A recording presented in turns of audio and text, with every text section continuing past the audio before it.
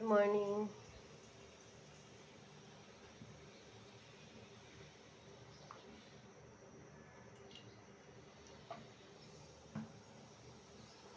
সকালে রান্না হচ্ছে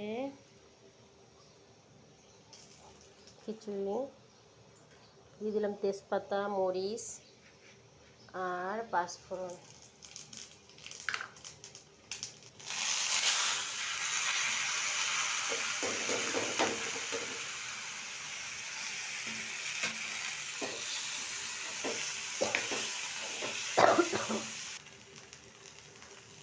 বুঝতেই পেরেছো কি রান্না হবে সকালে আসে।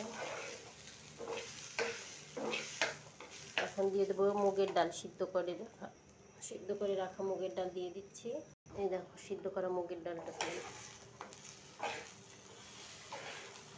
একটু সিদ্ধ করে নিলাম, কেন যে তোমার পোলাও চাল তো তাড়াতাড়ি সিদ্ধ হয়ে যায়।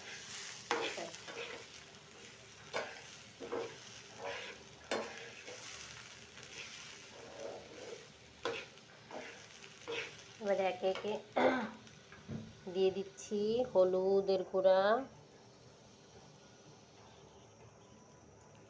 মরিচের গুঁড়া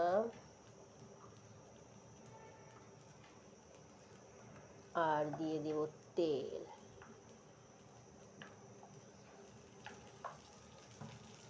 দিয়ে নেড়ে চেড়ে নিয়ে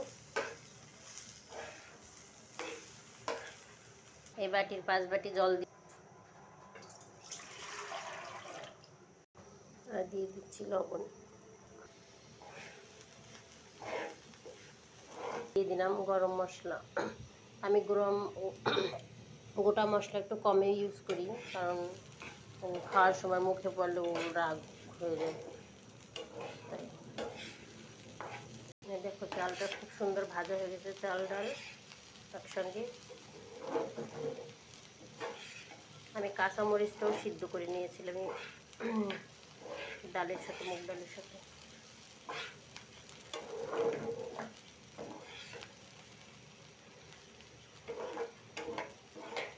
আমার বেশি ভালো লাগে সবজির খিচুড়ি। এটা একটু ফুটে উঠলো, ভালোভাবে ফোটে নাই। এখন চালটা দিয়ে দেবো এর মধ্যে, ভেজে রাখা পোলাও চাল, ডাল সব দিয়ে। পাশে আলু ফ্রাই করে নেব। ওই দেখো আলু দিয়ে, হলুদ দিয়ে দিই, লবণ,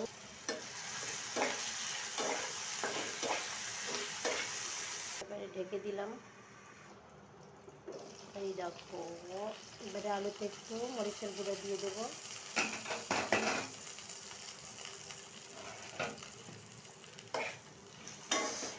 পুরো বাবা গরম হয়ে গেছে।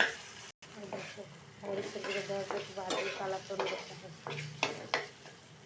এবারে দিয়ে দিলাম জিরার গুঁড়া, দিয়ে ঢেকে দেবো। ঢেকে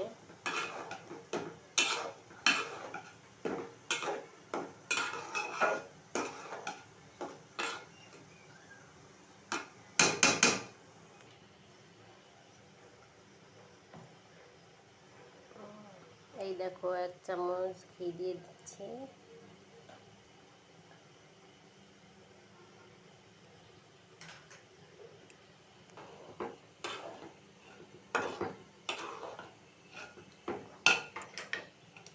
এবারে জালটা নিভিয়ে ঢেকে দেব।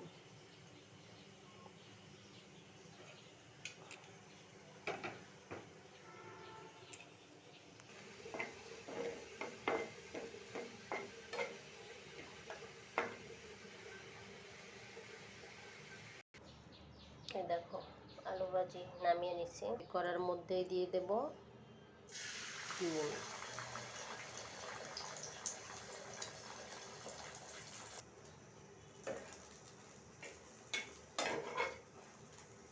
এই হলো ডিম ভাজা, আলু ভাজা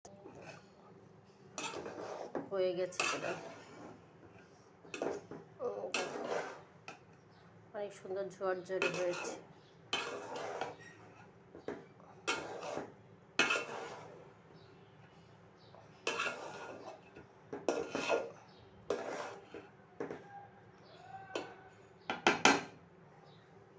আমরা নিয়েছিলাম এই দেখো সর্বশেষ লোক।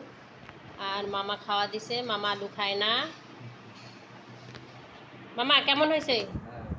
না খাইয়ে বললে তো হবে না, বলেন। খাইছেন? ভালো হয়েছে?